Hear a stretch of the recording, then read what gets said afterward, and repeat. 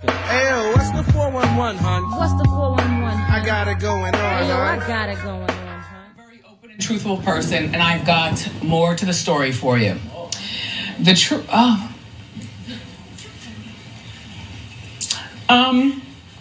You know, Kevin and I have the Hunter Foundation for the Good of the People, and we recently launched our 888-5 Hunter number for those of you caught up in the struggle of addiction. Well, for some time now, and even today and beyond, I have been living in a sober house. When you see me come to work, glammed up, right after the show, I go across the street, I do my Pilates. I told you 2 hours a day, I like to take care of my body. And you know I've had a struggle with cocaine in my past, and I never went to a place to get the treatment. I don't know how, except God was sitting on my shoulder and I just stopped. But there are people in your family, it might be you, who've been struggling, and I wanted to know more of the story. So this is my autobiographical story, and I'm living it, and I'm telling you this. After I go to the Pilates, I go to several meetings all around town in the tri-state area, and I see my brothers and sisters caught up in their addiction and looking for help. They don't know I'm Wendy. They don't care I'm Wendy. There's no autographs. There's no nothing.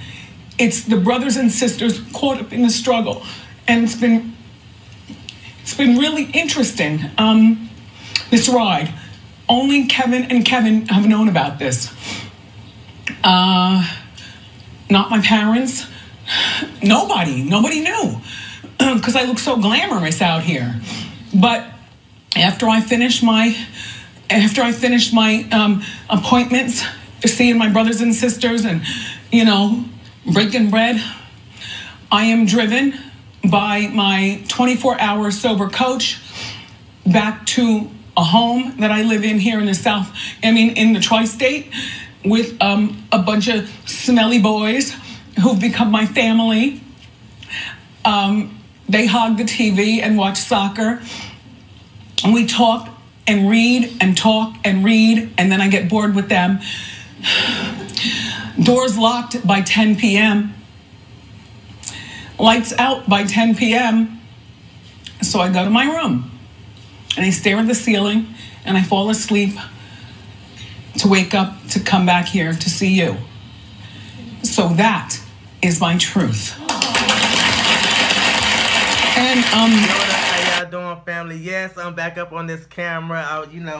I've been gone a few days, but it's all dang on good. I had to step away, had to get a little me time because I was just working too much, and I was like, okay, I had to take a couple of days off, me and Bake and reconnect and everything. So here I am right now. I'm feeling really good. I hope y'all week is getting out to a great start, because it's Talk About It Tuesday. You know we about to talk about Miss Wendy Bartholomew. But before we even do all of that, I want to welcome all the new family that's decided to hit that motherfucking subscribe button, because y'all done float on up in here. We over 1,900, so just welcome yourself to the family. Old family, y'all know I love you all. I love everybody. It's just nothing but love over here, and we always love to agree to disagree, and y'all always let me know how y'all feel, and I let y'all know how I feel, and that's just kind of how we roll over here. So if it's your first time tuning in to me, welcome yourself to the channel. Hit the motherfucking subscribe button, the like, and the share, and also feel free to comment as well. So boom, let's get up into Wendy Bartholomew, baby. Now I know y'all seen the dang on video that I just showed with Wendy Bartholomew.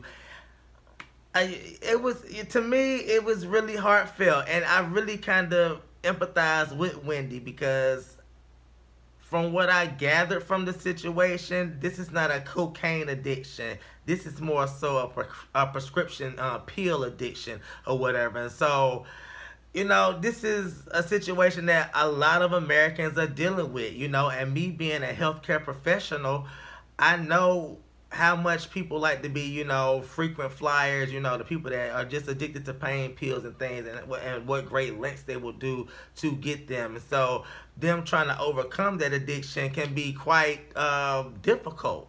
So whenever she got to talking about how only Kevin knew about this, and how, you know, she had been living in a sober house, and she goes to her Pilates right after the show. Then she goes to the sober house with her 24-hour sober coach that's with her all times of the day. And she's there with her, you know, new family, and just a bunch of guys that watch and play video games and things. And, you know, she just kind of grown to love them. That was just like on some whole nother next level type shit. And that let me know that this thing is way deeper than what we are suspecting it to be, or whatever, you know, because I mean, she ain't even living at home with her damn husband, or he ain't even there to be there to support her or whatnot. And hence the reason why I had said in my other video that I believe that her and Kevin got this open relationship.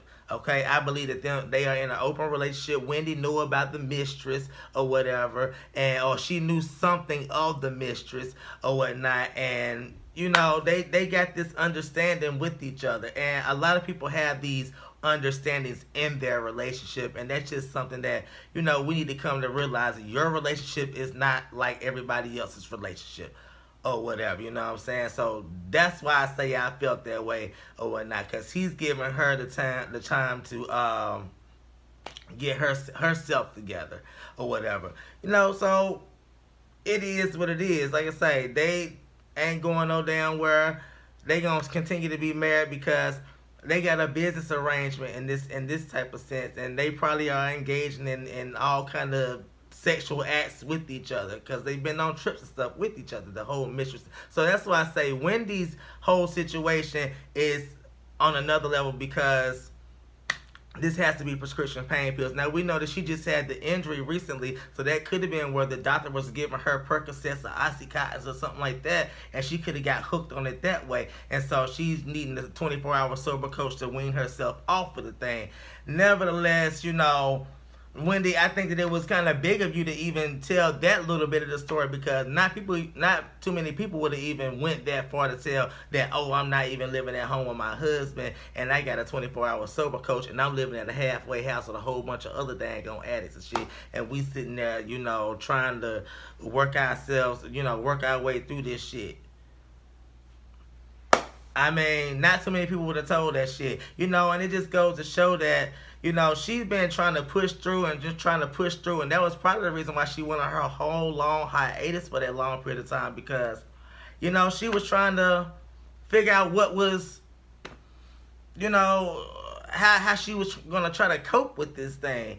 And so by her even coming back now, it shows how us as, you know, people in general, we go out every day and we put on masks and we try to hide and really suppress things that are going on in our everyday normal life that is behind the scenes and stuff. You know, stuff that may be going on at home, stuff that may be going on just internally or whatnot. I mean, we have to sit here and put on a smile on a daily basis just in order to fulfill our job and stuff. And that's what she is really showing us in this particular situation, because she didn't have to tell us shit. Yes, you know, people be like, oh, Wendy, you know, she sit there and talk shit about every damn body else. Well, we all talk shit about everybody else. The main people that's sitting there typing that and writing that in the comments and stuff, y'all talking shit as well. We all talk shit. That's what we do as humans or whatnot.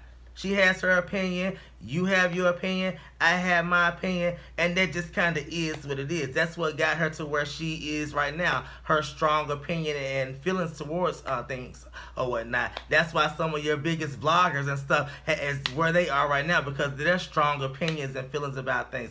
That's just kind of what it is. Some of you all tuning to me because of my opinion about things. So that's what I'm saying with this whole Wendy situation.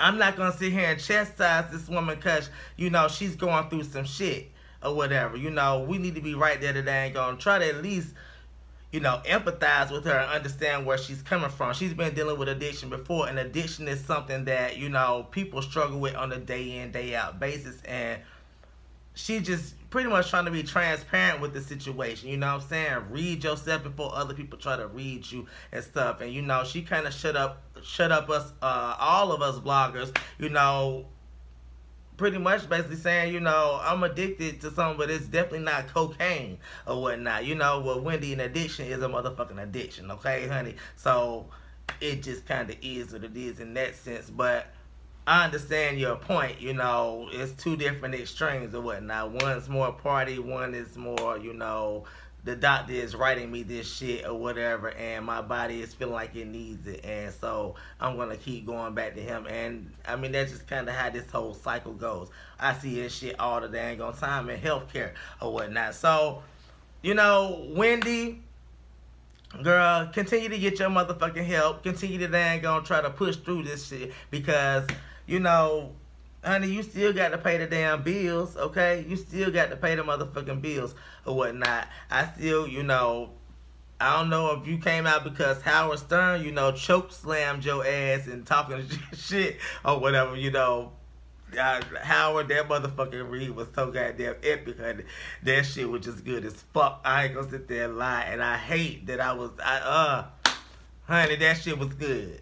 Because I was gonna get into that story right there, but maybe that's the reason why Wendy is telling her truth or whatnot. You know what I'm saying? She, you know, done got read down. So she like, let me get on here, you know, read myself. But people get to speculating and everything, you know. I don't know what the case may be. All I can say is this right here. Wendy, you know, girl, continue to tell your damn story because your story is helping other people out there, you know what I'm saying? Whether you realize it or not or whatnot. Yeah, you got the people that just don't give a damn and don't give two fucks about you or whatnot, and they want to see you go under, you know. But your story, by you even telling that, it has helped someone throughout this day or whatever. And I think that us as human beings, we have to empathize with those that are struggling with these types of addiction problems and things, and, you know, really try to meet them where they are, because you never know what kind of, you know, issue, you know, you never know what, you know, kind of addiction may take you to the next level or whatever, you know what I'm saying? You trying something one time can take you, you know, and put you on a whole other another addiction level, you know. So you never know what you may be susceptible to until, you know, that one thing grabs your ass. And it looks to me like, you know what I'm saying, cocaine had her at one point in time, and now these motherfucking prescription drug pills got her this time or whatever, you know. I don't know. Y'all let me know what y'all think about the situation.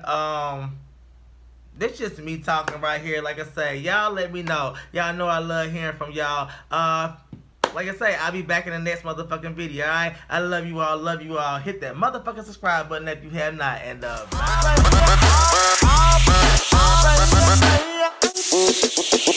bye.